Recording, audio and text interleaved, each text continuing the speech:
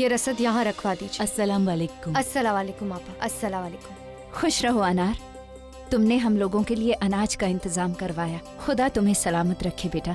मुआफी चाहते हैं आपा, बहुत ज्यादा कुछ नहीं कर पाए, बस यही रसद था घर में। कुछ गेहूं, दाल, चावल और बाजरा लाए। जैसे ही हमें महल से और रसद मिलती है हम यहाँ पहुँचाने की कोशिश करेंगे। अनारकली, ये तो तुम्हें मिलने वाली रसद है ना? अपने हिस्से का अनाज तुम हमें क्यों दे रही हो?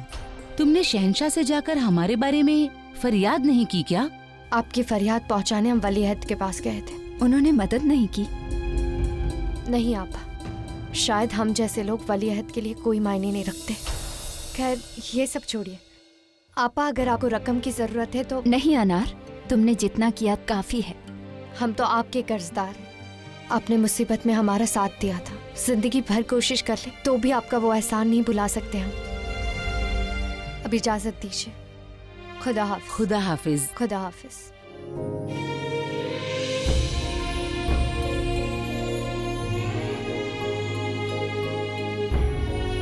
शहंशाह, क्या आपको लगता है कि फसलों में आग लगा देना इस समस्या का सही निदान है?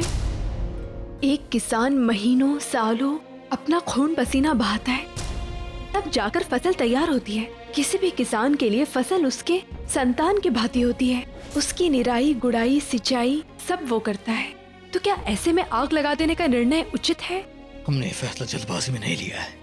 खूब सोचा, तमाम किमियागरों और आलिम दरबारी से हमारे में बात की, तब जाकर हम इस नतीजे पर पहुंचे हैं। और इसके अलावा और कोई रास्ता दिखाई नहीं दे रहा है हमें। और आप क्या कहना चाहती हैं कि तमाम किमियागर, आलिम दरबारी सब गलत हैं? आप बताएं तो फिर कैसे निजात पाए हम इन कीड़ों से?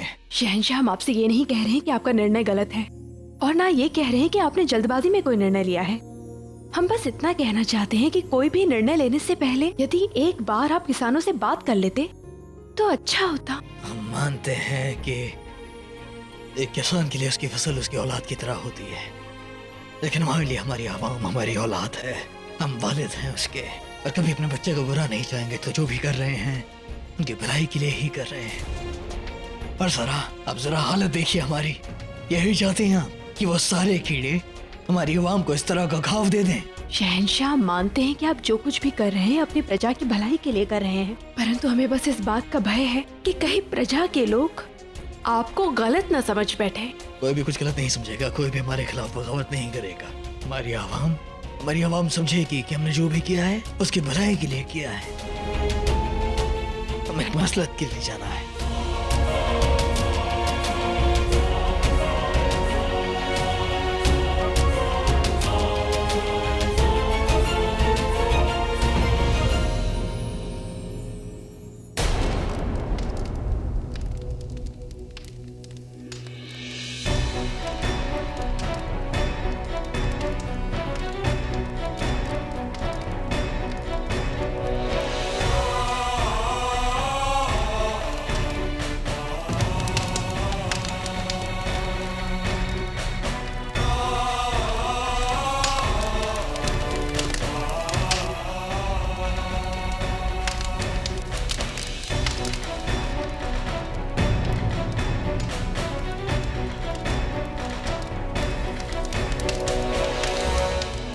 शहंशाह, आपके हुक्म की तामील हुई है।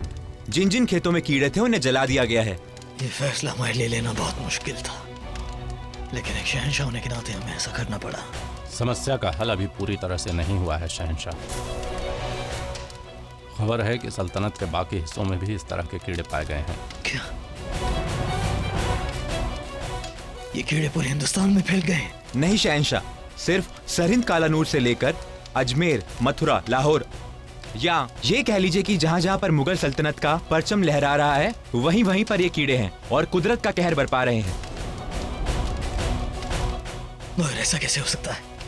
तुम्हारे कहने का मतलब है कि ये कीड़े सिर्फ हमारी सल्तनत में फैले हैं? अजीब बात है, मगर ये सच है शहंशाह। मेवाड़, उदयपुर, गोलकुंडा, विजयनगर, जो भी रियासतें मुगल सल्तनत के अख्तियार में नहीं है, ये कीड़े वहाँ पर नहीं हैं। ये कीड़े सिर्फ मुगल सल्तनत पर अपना कहर बरपा रहे हैं। शहंशाह, आप समझ नहीं रहे हैं और हम समझा नहीं पा रहे हैं कि ईश्वर हमसे रूठ गए हैं। न जाने अभी क्या क्या होना बाकी है। ख्वाब में भी नहीं सोचा था कि हमारा आगरा इस कदर चलेगा। ऐसा मत कीजिए, हमारी साल भर की मेहनत को ऐसे मत जलाइए। हमारे बाल बच्चे इसी फसल के सहारे जीते हैं। ये शहंशाह का हुक्म है, तामिल होके रहेगा। ये कैसा हुक्म है, ये कैसा कानून है शहंशाह का? इस फसल को हमने अपनी औलाद की तरह पाला है। ये सब आपकी भलाई के लिए ही किया जा रहा है। ये फसलें इन कीड़ों की पनाहगाह हैं। अगर ये और बढ़ेंगे तो सबके लिए जानलेवा साबित होंगे।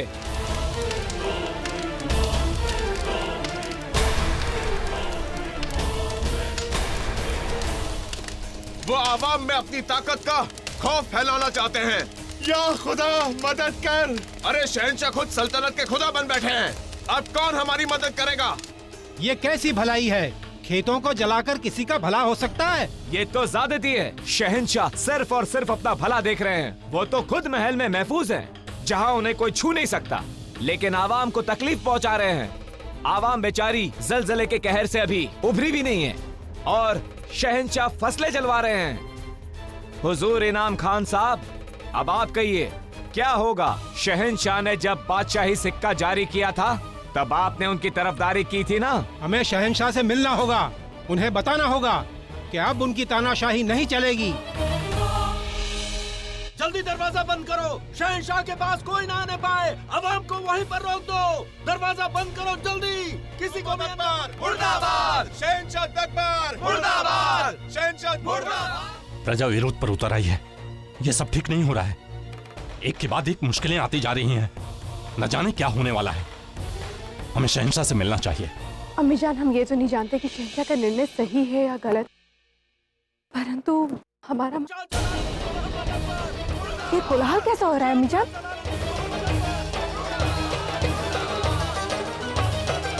प्रणाम शहंशाह। राजा बीरबल साहब, ये आवाज कैसी? शहंशाह, आगरा की प्रजा महल के बाहर इकट्ठी हो गई है। खेत खलिहान जला देने के आपके फैसले का उन पे काफी विरोध है। लेकिन वो समझने की कोशिश भी नहीं करते कि वो फैसला हमने उनकी भलाई के लिए किया है। शहंशाह, हमने उन्हें समझाने का बहुत प्रयास किया, मगर नुकसान के कारण वो लोग काफी रोष में हैं।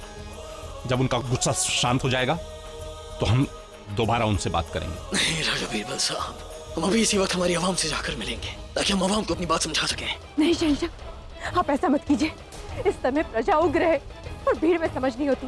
वहाँ पर जाना आपके लिए खतरनाक हो सकता है। आप ऐसा नहीं कर सकते हैं शहंशाह। मरियम उज़्ज़मानी सही कह रही हैं शहंशाह, अभी आपको प्रजा के बीच नहीं जाना चाहिए। हम अभी इसी वक्त उनके सामने जाएंगे। नहीं शहंशाह, इस समय नहीं। हमने आपको पहले भी चेताया था कि आपको पहले प्रजा को अपने विश्वास में ले लेना चाहिए, परंतु उस समय आपने हमारी बात नहीं सुनी। पर अब बस जोधा बेगम, जो हो गया हो गया, लेकिन अभी इसी वक्त हमें हमारी आवाम से रूबरू होना होगा ताकि हम उन्हें समझा सके कि जो फैसला हमने लिया वो उनकी भलाई के लिए लिया। हमारी आवाम हमारी औलाद है, हमारी रियाया है। हमें यकीन है कि वो हमारी बात को समझने की पूरी कोशिश करेगी। हमें उन्हें समझाना होगा।